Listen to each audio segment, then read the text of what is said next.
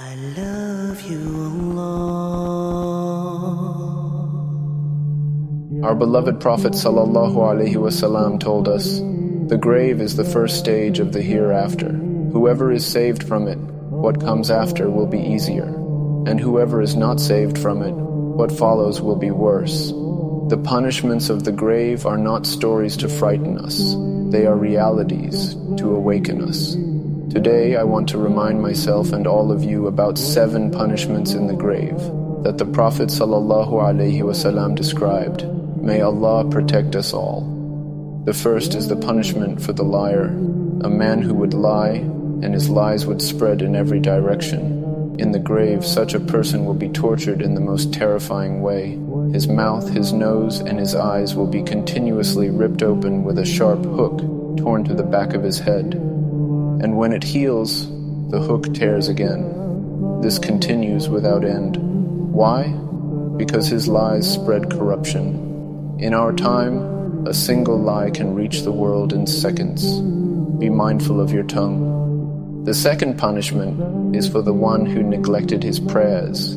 He knew the obligation of salah, yet he chose to sleep through them. The Prophet ﷺ described this person lying down, while another stands over him with a massive rock.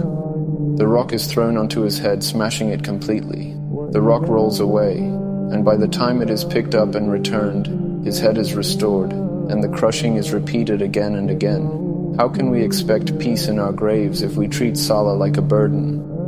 Then there is the punishment for those who committed zina, adultery, or fornication. The Prophet ﷺ saw men and women placed naked in a pit like an oven, narrow at the top and wide at the bottom. Beneath them was a blazing fire.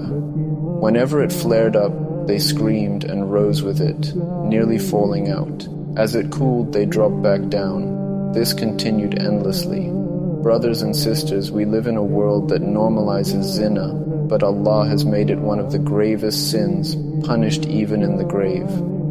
The fourth is the one who consumed riba, usury and interest. The Prophet ﷺ saw a man swimming in a river of blood. On the shore stood another man with a pile of rocks. Every time the swimmer tried to escape, the man would throw a rock into his mouth, forcing him back into the center of the river. Riba destroys society and crushes the poor, and its punishment starts even before the day of judgment. Then there was a man walking arrogantly, dragging his garment below his ankles out of pride.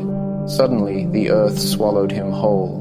He will continue to sink deeper and deeper until the day of resurrection. Arrogance is a disease of the heart that leads to destruction. The Prophet ﷺ warned us that even an atom's weight of pride can prevent us from entering paradise. The sixth punishment is for the one who was careless with cleanliness, especially from urine. The Prophet ﷺ passed by 2 graves and said, "They are being punished, but not for something difficult to avoid. One of them did not protect himself from his urine." While the form of punishment wasn't specified, the warning is clear.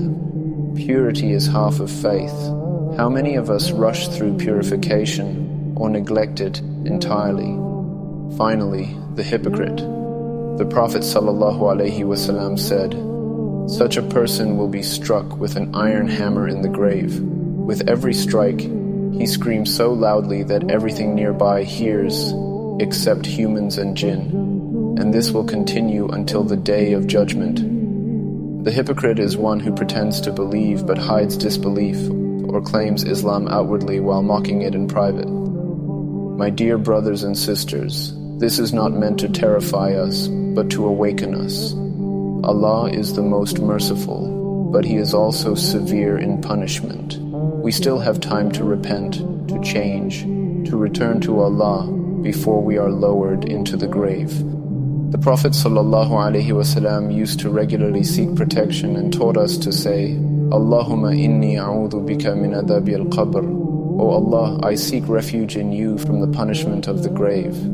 Let us reflect, correct ourselves, and beg Allah for forgiveness. May He protect us from every punishment, and make our graves a garden from the gardens of paradise.